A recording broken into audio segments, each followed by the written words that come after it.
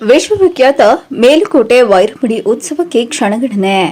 ಮಂಡ್ಯ ಜಿಲ್ಲೆ ಖಜಾನೆಯಿಂದ ವಜ್ರ ಖಚಿತ ವೈರಮುಡಿ ಆಭರಣ ಹೊರತೆಗೆದ ಜಿಲ್ಲಾಡಳಿತ.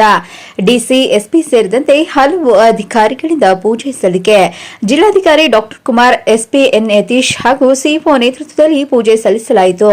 ಮಂಡ್ಯ ಜಿಲ್ಲೆ ಖಜಾನೆಯಿಂದ ವೈರಮುಡಿ ಆಭರಣವನ್ನು ದೇವಸ್ಥಾನಕ್ಕೆ ರವಾನಿಸಲಾಗಿದೆ. ಇನ್ನು ಬಿಗಿ ಭದ್ರತೆಯೊಂದಿಗೆ ದೇವಸ್ಥಾನದ ಸ್ಥಾನಿಕ ಅರ್ಚಕರು ವೈರಮುಡಿಯನ್ನ ದೇವಸ್ಥಾನಕ್ಕೆ ಕೊಂಡೊಯ್ದಿದ್ದಾರೆ. ಮೊದಲಿಗೆ ನಗರದ ಲಕ್ಷ್ಮೀ ಜನಾರ್ದನ ಸ್ವಾಮಿ ದೇವಾಲಯದಲ್ಲಿ ಪೂಜೆ ಸಲ್ಲಿಸಿರುವ ಸ್ಥಾನಿಕರು ಬಳಿಕ ಪೊಲೀಸ್ ಬಿಗಿ ಭದ್ರತೆಯಲ್ಲಿ ಮೇಲುಕೋಟೆಗೆ ಕೊಂಡೊಯ್ಯಲಾಯಿತು.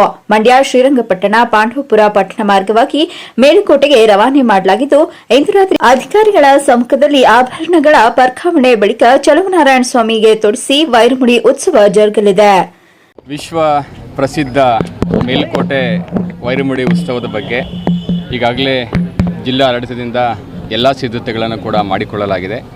ಇವತ್ತು ಬೆಳಿಗ್ಗೆ 7:00 ನಮ್ಮ ಜಿಲ್ಲಾ ಆಡಳಿತದ ಎಲ್ಲ ಅಧಿಕಾರಿಗಳು ಕೂಡ ಸೇರಿ ನಮ್ಮ ಖಜಾನೆಯಲ್ಲಿ ಇಟ್ಟಿರ್ತಕ್ಕಂಥ ವಜ್ರಖಚಿತ ವೈರಮುಡಿಯನ್ನು ನಾವು ಅತ್ಯಂತ ಶಿಷ್ಟಾಚಾರದಂತೆ ಭದ್ರತೆಯ ವ್ಯವಸ್ಥೆಯೊಂದಿಗೆ ಇವತ್ತು ನಾವು ಹಸ್ತಾಂತರವನ್ನು ಮಾಡಿ ಇಲ್ಲಿಂದ ನಾವು ಮೇಲುಕೋಟೆ ದೇವಸ್ಥಾನಕ್ಕೆ ಕಳಿಸ್ಕೊಡ್ತಾ ಇದ್ದೇವೆ.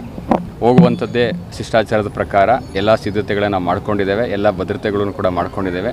ಇವತ್ತು ಸಂಜೆ ಏನು ವೈರಮುಡಿ ಉತ್ಸವ ನಡೀತದೆ, ಆ ಉತ್ಸವಕ್ಕೂ ಸಂಬಂಧಪಟ್ಟಂತೆ ಬರುವಂಥ ಭಕ್ತಾದಿಗಳಿಗೆ ಯಾವುದೇ ರೀತಿಯ ಅಡಚಣೆಗಳು, ತೊಂದರೆಗಳು ಆಗದಂತೆ ಎಲ್ಲ ಸೌಕರ್ಯಗಳನ್ನು ಒದಗಿಸಿಕೊಡುವ ನಿಟ್ಟಿನಲ್ಲಿ ಕೂಡ ಎಲ್ಲ ಸಿದ್ಧತೆಗಳನ್ನು ಮಾಡ್ಕೊಂಡಿದ್ದೇವೆ.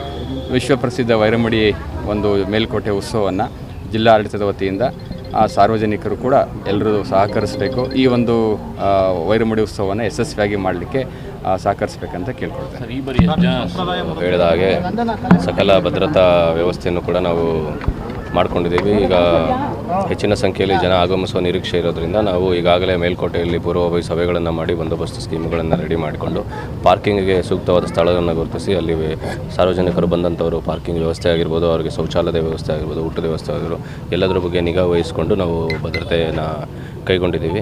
ಸಾಕಷ್ಟು ಪೊಲೀಸ್ ಸಿಬ್ಬಂದಿ ಮಂಡ್ಯ ಜಿಲ್ಲೆಯಲ್ಲದೆ ಹೊರ ಜಿಲ್ಲೆಗಳಿಂದ ಪೊಲೀಸ್ ಸಿಬ್ಬಂದಿಗಳನ್ನು ಕರೆಸ್ಕೊಂಡಿದ್ದೀವಿ, KSRP ತುಕಡಿಗಳನ್ನು ಕರೆಸ್ಕೊಂಡಿದ್ದೀವಿ. ಆಯಕಟ್ಟಿನ ಜಾಗಗಳಲ್ಲಿ ಅವ್ರನ್ನೆಲ್ಲ ನಿಯೋಜನೆ ಮಾಡಿದ್ದೀವಿ.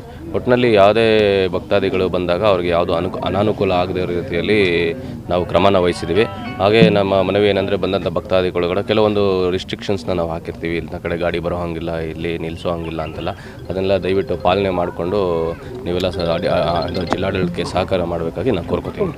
ತರುಣ್ ಕುಮಾರ್, ಚಾಮುಂಡಿ ನ್ಯೂಸ್, ಮಂಡ್ಯ ಜಿಲ್ಲೆ.